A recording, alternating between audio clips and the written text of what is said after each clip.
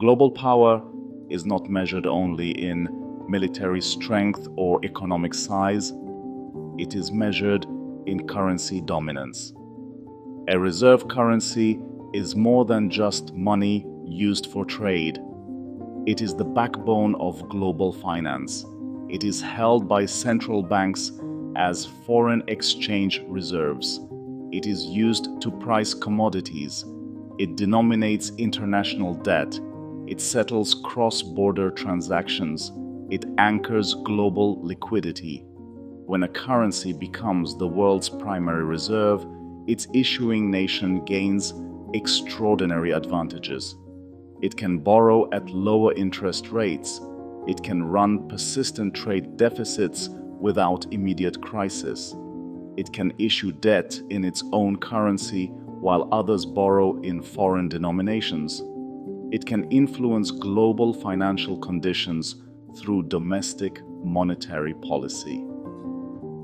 Demand for its currency remains structurally elevated because the world needs it.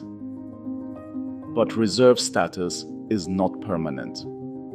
History shows that dominant currencies rise, stabilize, and eventually decline.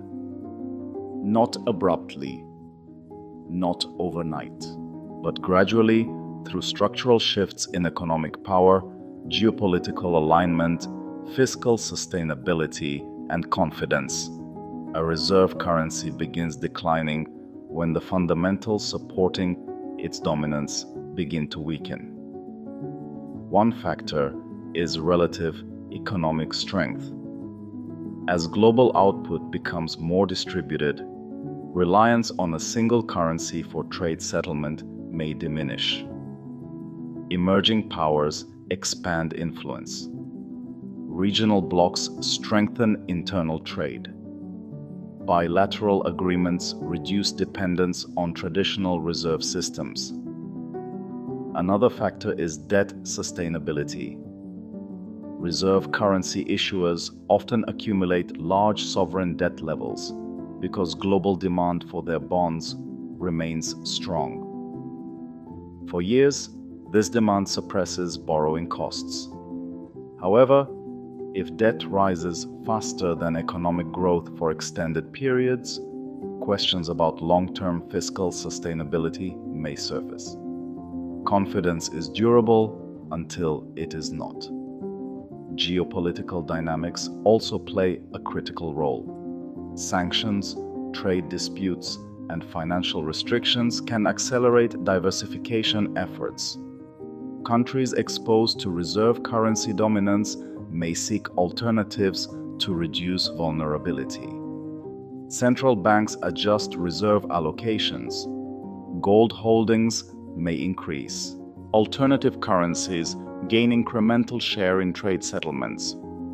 Technological change adds a new dimension. Cross-border payment systems are evolving. Digital currencies, both public and private, offer new settlement mechanisms. While no single alternative may immediately replace a dominant reserve currency, fragmentation can gradually reduce concentration. The system may transition from dominance to multipolarity.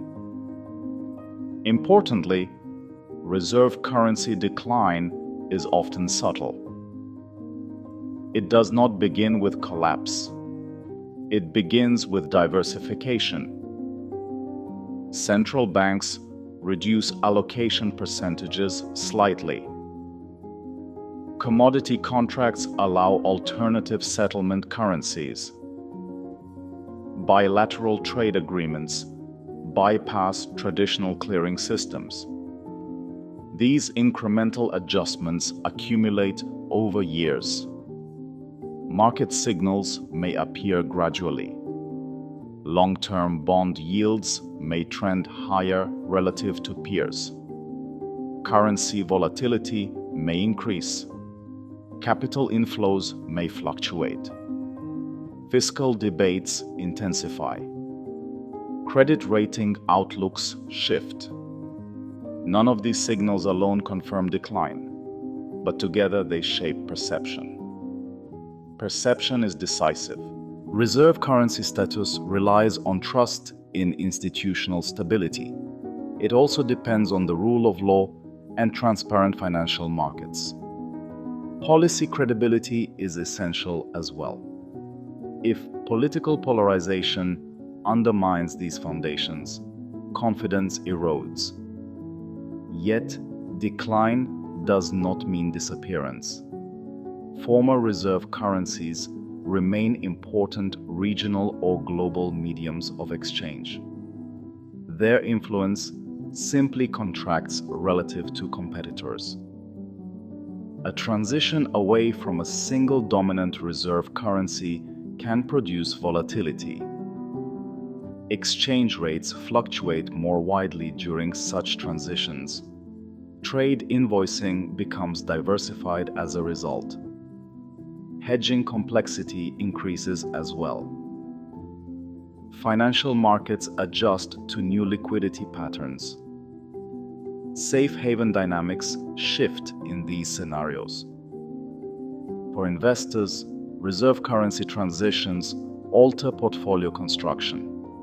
Assets denominated in historically dominant currencies may carry different risk profiles. Geographic diversification becomes more critical in this context.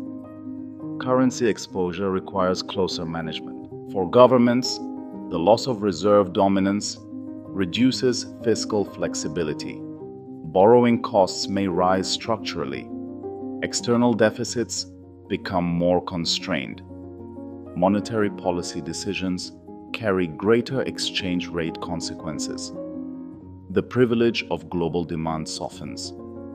However, multipolar systems can also reduce concentration risk.